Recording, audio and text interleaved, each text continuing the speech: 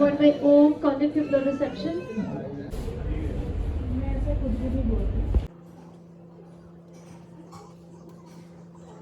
Naya.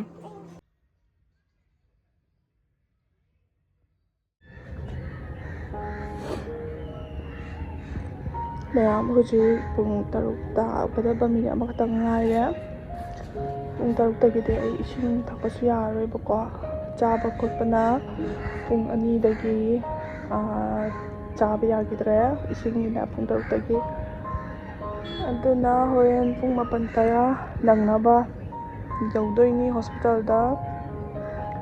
Hujik basa sa tawthokane aise ising hanba oina ising khayam thaksan hore. Horen wadana bana pakhatle tumbasu yadre wakhanse dum khallai bada khangano yad yusang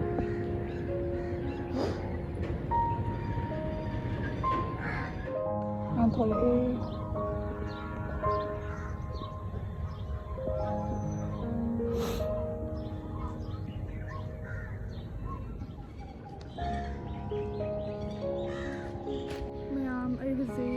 hospital chapore gari ngaramine ado khan pung mapandai na pung tara minde yoro de hai hujikse pung pa makhadi tare traffic jam le am ga dikhani ado de hoy namo hospital yora kana mo picture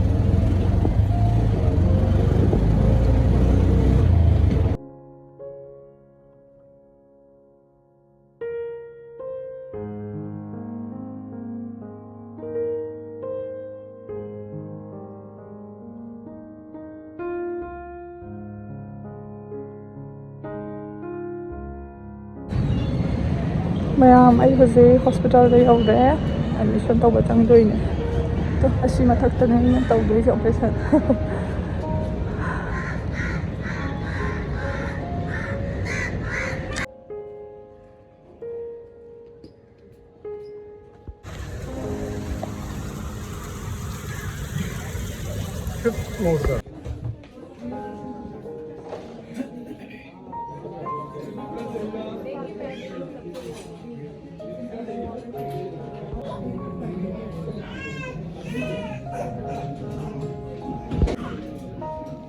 nam ai hujik operation tawba changdore dress kalani kombai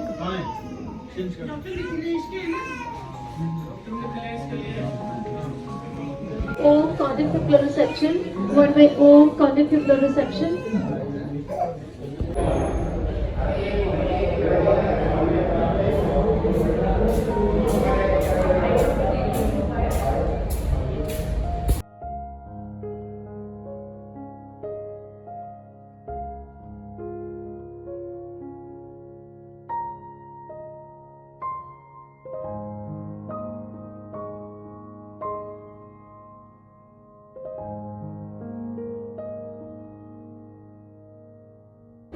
hello क्या करते हो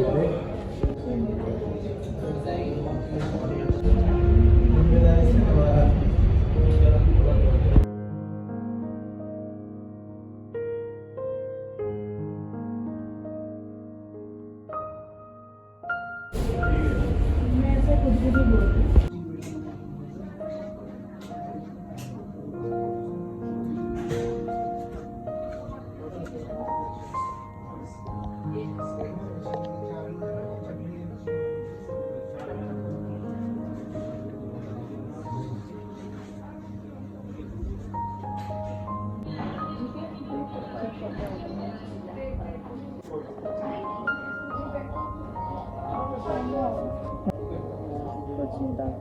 datang lagi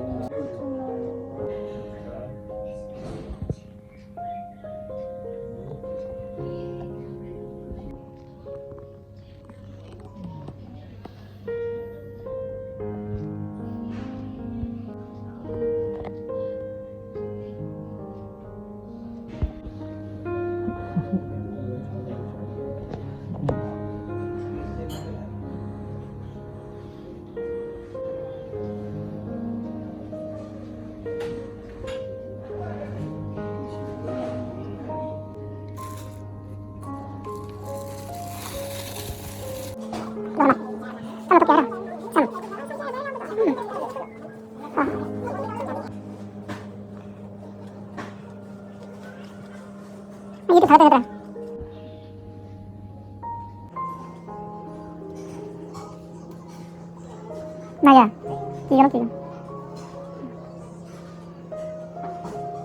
Kan tuh dia. Dia lah, narong gitu kan dia.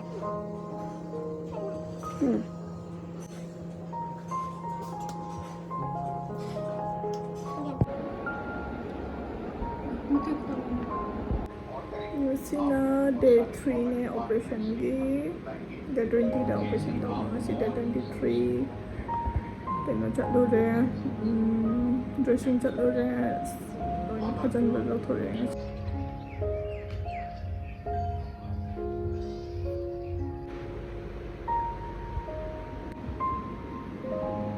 dressing tau thoe yumda eye drops ke ka hapa matungda sini fibam sini mit nahangaydi siyonggi mitse hangdokpa matamda pi oro taraga yengamdabaneba phajalaga ado hojik kitang mit ani se pangminabada khatang nungaiba hawre'e sini aigi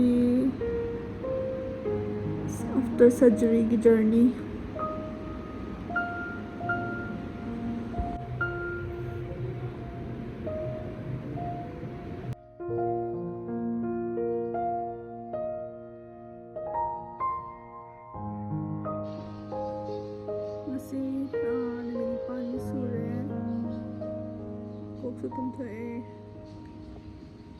Saturday da hayang hanjit amu stage lo thoba chatoini dressing se tawtoini